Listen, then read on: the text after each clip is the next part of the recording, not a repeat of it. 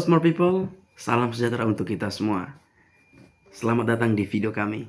Saya Charles dan pada hari ini saya akan ditemani oleh rekan-rekan saya, Jennifer, Stephanie, Marsha, Najwa, dan juga Niken untuk mengupas tuntas dunia di balik layar media massa cetak.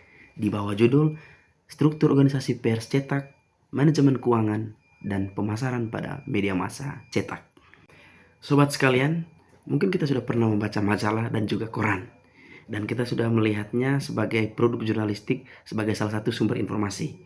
Tapi yang kita perlu ingat juga bahwa di balik setiap halaman yang tercetak, ada sebuah entitas bisnis yang cukup kompleks.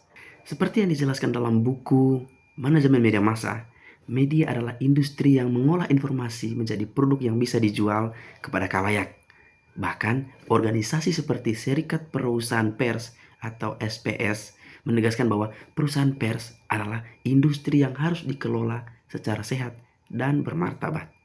Nah, teman-teman, untuk itulah kita perlu melihat 3 pilar utama yang membuat pola industri ini terus berputar. Yang pertama, manajemen struktur, alias siapa yang melakukan apa. Dan yang kedua adalah manajemen keuangan, atau bagaimana mengatur arus uang. Dan yang ketiga, pemasaran, yaitu strategi menarik pembaca dan pengiklan. Bagaimana detailnya? Selanjutnya, kita akan melihat bersama struktur organisasi dari sisi redaksi bersama Jennifer. Pada bagian ini, saya akan menjelaskan mengenai struktur organisasi media cetak pada level redaksi. Nah, bagian redaksi merupakan tim yang bertanggung jawab dalam memproduksi konten atau isi berita yang akan diterbitkan kepada pembaca. Di posisi paling atas terdapat pemimpin redaksi. Nah, pemimpin redaksi ini adalah orang yang bertanggung jawab penuh terhadap seluruh isi media, termasuk menentukan kebijakan editorial dan juga memastikan berita yang diterbitkan sesuai dengan kode etik jurnalistik. Di bawah pemimpin redaksi terdapat redaktur pelaksana. Nah, tugas dari redaktur pelaksana ini adalah untuk mengatur jalannya kegiatan redaksi sehari-hari, seperti memimpin rapat redaksi, mengatur jadwal liputan, serta mengoordinasikan kerja para reporter dan juga editor. Selanjutnya ada redaktur atau editor. Nah, tugas mereka ini adalah untuk menyunting dan juga memperbaiki naskah berita yang ditulis oleh reporter, baik dari segi isi, struktur, maupun penggunaan bahasa agar berita lebih jelas dan juga mudah dipahami.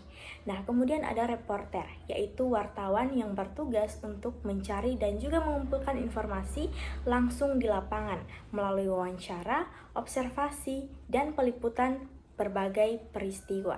Yang terakhir ada korektor. Nah, korektor ini bertugas untuk memeriksa kembali ejaan, tata bahasa, serta kesalahan penulisan sebelum berita itu dicetak. Dan melalui struktur ini, setiap berita melewati beberapa tahap penyuntingan, sehingga informasi yang disampaikan kepada pembaca tetap akurat, jelas, dan juga berkualitas. Baik, berikutnya saya akan menjelaskan tentang struktur organisasi pers pada level bisnis dan sirkulasi, yang mana fokusnya pada pengelolaan bisnis dan juga perusahaan media, seperti keuangan, pemasaran, produksi, dan juga distribusi, agar perusahaan media dapat terus berjalan. Nah, dalam struktur ini terdapat pemimpin umum atau CEO sebagai pemimpin tertinggi yang mengatur seluruh kegiatan perusahaan. Ada juga manajer iklan yang bertugas untuk mencari pemasukan dari iklan dan mengatur strategi pemasaran. Selain itu terdapat manajer sirkulasi dan juga distribusi, yang mana dia ini bertugas untuk memastikan koran itu sampai kepada pembaca melalui agen contohnya. Kemudian ada manajer produksi yang bertanggung jawab pada proses percetakan dan juga tata letak koran. Nah, jadi dari pembahasan ini dapat disimpulkan bahwa perusahaan pers itu terdapat dua bagian utama, yaitu redaksi dan membuat redaksi sebagai proses pembuatan berita, dan bagaimana bisnis itu mengelola pendapatan agar media tetap beroperasi. Jadi baik, dalam video kali ini saya akan membahas mengenai manajemen keuangan dan pemasukan dalam media cetak. Nah, pernahkah kita berpikir bagaimana suatu media cetak seperti koran maupun majalah itu menghasilkan uang? Nah, ternyata sumber pendapatan mereka itu tidak berasal dari satu sumber saja, tetapi sangat beragam. Nah, misalkan itu yang pertama, yaitu pemasukan atau pendapatan langsung dari sirkulasi. Nah, ini adalah uang langsung dari pembaca, yaitu hasil dari penjualan eceran di agen, kemudian pendapatan langganan bulanan atau tahunan, serta penjualan bundling. Nah, yang kedua itu pemasukan tidak langsung dari iklan. Ini sering menjadi tulang punggung pendapatan, mulai dari iklan baris, iklan display halaman penuh, kemudian iklan advertorial yang terlihat seperti artikel, hingga iklan di suplemen khusus. Nah, yang ketiga yaitu pemasukan lainnya atau diversifikasi. Nah, media cetak modern juga mendapatkan laba dari cetak job seperti mencetak koran atau tabloid pihak lain, kemudian menjadi penyelenggara event, serta kerjasama korporat atau menjadi media partner. Nah, jadi kombinasi antara sirkulasi, iklan, dan bisnis adalah kunci kesejahteraan keuangan di media cetak. Terima kasih. Kita akan masuk ke poin berikutnya, yaitu pengeluaran dan tantangan media cetak. Dalam menjalankan operasionalnya, media cetak tentu membutuhkan pengelolaan keuangan yang baik karena memiliki berbagai jenis pengeluaran. Ada 3 pengeluaran yang akan dibahas pada kesempatan kali ini. Yang pertama adalah biaya produksi atau biaya variabel. Biaya ini mencakup pembelian bahan baku seperti kertas, tinta, dan plate cetak yang digunakan dalam proses pencetakan koran. Dalam industri media cetak sendiri, biaya kertas menjadi salah satu komponen terbesar karena koran harus dicetak setiap hari dalam jumlah yang besar. Yang kedua adalah biaya sumber daya manusia atau biaya tetap. Nah, media harus membayar gaji karyawan, editor, fotografer, dan karyawan redaksi lainnya. Selain itu, perusahaan juga harus memberikan honor kepada penulis lepas yang mengirimkan artikel atau opini mereka. Yang ketiga adalah biaya distribusi. Nah, setelah koran selesai dicetak, media harus mendistribusikannya ke berbagai daerah. Tentu proses ini membutuhkan biaya seperti biaya transportasi, biaya bahan bakar, dan biaya logistik, agar koran dapat sampai kepada pembaca tepat waktu. Nah, namun saat ini media menghadapi tantangan besar, yaitu harga kertas yang semakin mahal, sementara pendapatan dan iklan mulai menurun, karena banyak pengiklan yang lebih memilih atau beralih ke media cetak. Nah, untuk menghadapi tantangan tersebut, media harus memiliki strategi pemasaran yang baik. Selanjutnya, Najwa akan menjelaskan tentang strategi pemasaran media cetak.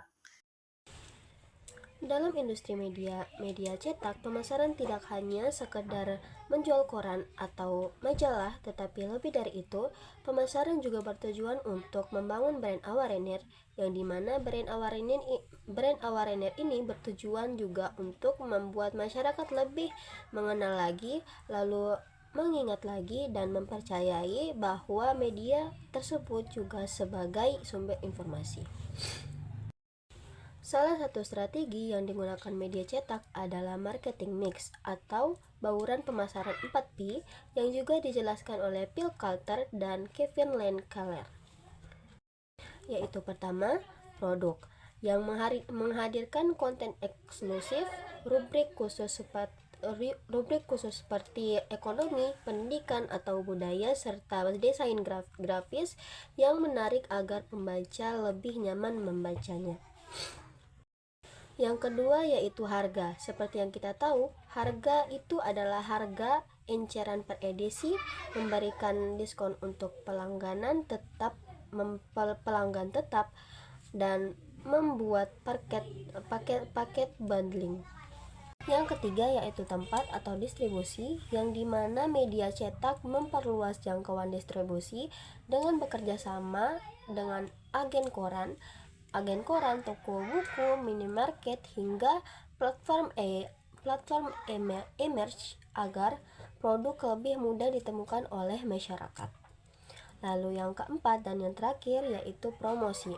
Promosi dapat dilakukan melalui teaser berita di media sosial atau iklan layanan masyarakat, serta kegiatan